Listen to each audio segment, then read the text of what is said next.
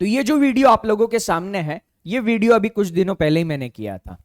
इस वीडियो के नीचे बहुत सारे लोगों के कमेंट्स आए हैं कि हमारे एग्जामिनेशन में भी टेक्निकल इशू हुआ था, माउस सही से नहीं चल रहा था, या फिर स्क्रीन पर बहुत ज्यादा पेन के डॉट्स थे, चीजें क्लियर दिखाई नहीं दे रही थी, स्क्रीन फ्लिकर कर रहा था, या फिर एग्जामिनेशन चलते चलते बीच में ही सिस्टम बंद हो गया। ऐसे बहुत सारे लोगों के इश्यूज है, एंड आई एम श्योर बहुत मतलब जितने कमेंट है उससे कई ज्यादा लोगों के साथ यहां पर ये इशू हुआ होगा। बहुतों ने अपना इशू कमेंट नहीं किया होगा, या फिर जिन लोगों को ये इशू हुआ है उन लोगों के पास ये वीडियो पहुंची नहीं होगी।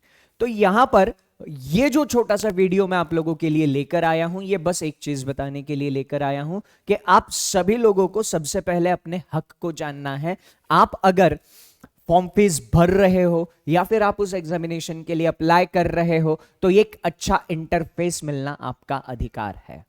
अगर वो आपको नहीं मिलता है तो आप एग्जामिनेशन सेंटर पे और बाहर आने के बाद क्या क्या कर सकते हो, वही सारी चीजें यहां पर मैं डिस्कस करने वाला हूं।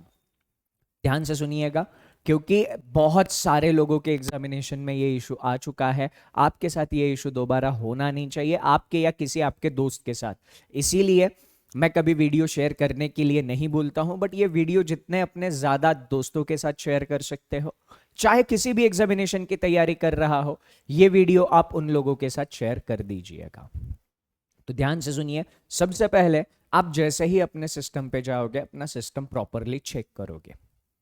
इन केस आपके सिस्टम में आपको कुछ भी खराबी नजर आती है, आपको लगता है कि ये चीज आपके सिस्टम में सही नहीं है, तो ये आपका अधिकार है कि वो चीज आपको तुरंत सही करवा दी जाए। तो आपको सबसे पहले वहां पे जो इन्विजिलेटर्स है, उन इन्विजिलेटर्स को बताना है, रिक्वेस्ट करनी है कि ये सिस्टम में ऐसा ऐसा इशू है। इन केस वो इन्विजिलेटर मना कर देते हैं, वो आपकी बात मानते नहीं है, तो उस सेंटर पे, उस सेंटर के एडमिनिस्ट्रेशन का एक हेड होता है, आप उनसे बात कर लीजिए। सेंटर के एडमिनिस्ट्रेशन के हेड के साथ बात करने के बाद आपका इशू फिक्स होना चाहिए। इन केस फिर भी नहीं होता है तो हर एक सेंटर पे आईबीपीएस बैंक से लोग भेजता है।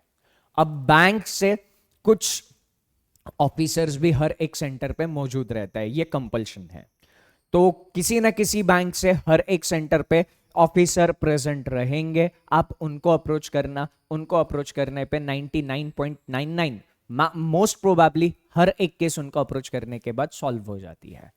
अब अगर मान लो कि आपका इशू किसी भी तरीके से सॉल्व नहीं होता है, वैसे बैंक वाले ऑफिसर्स को आप अप्रोच करते हो तो आपका इशू मैक्सिमम टाइम 100% सॉल्व हो जाता है। इन केस वर्स्ट सिनारियो फिर भी आपका इशू एड्रेस नहीं होता है, तो फिर आपको एक वेबसाइट पे जाना है। वो आप वहां पे नहीं कर सकते हो, एग्जामिनेशन देकर आने के बाद आप यहां पर अपनी कंप्लेंट रजिस्टर कर सकते हो। वेबसाइट नोट डाउन कर लीजिएगा, cgrs.ibps.in। cgrs का मतलब candidate grievance redressal mechanism. C for candidate, G for grievance, R for redressal, S for system. cgrs.ibps.in ये वेबसाइट है। इस वेबसाइट पर जाकर आप अपनी कंप्लेंट रजिस्टर कर सकते हो। अब यहां पर मतलब इन केस आपके साथ अगर कुछ ज्यादा गलत हुआ है, आपका इशू ना किसी इन्विजिलेटर ने ना किसी बैंक के ऑफिसर ने सॉर्ट आउट किया है, तो आप यहां पे जाके अपनी कंप्लेंट रजिस्टर कर सकते हो। तो यहां पर कंप्लेंट रजिस्टर करने के बाद आपको बस अपने रजिस्टर मेल आईडी जो आप यहां पर प्रोवाइड करोगे उसके ऊपर थोड़ा सा फॉलोअप लेते रहना है, आपको यहां पर आपका प्रॉपर सॉल्यूशन मिल जाएगा। एग्जामिनेशन में जो कुछ भी इश्यूज आते हैं वो शांत दिमाग से सॉल्व करने हैं, पैनिक बिल्कुल भी नहीं होना है। और एक चीज जिंदगी में हमेशा याद रखना, टेंशन लेने का नहीं देने का चीज है।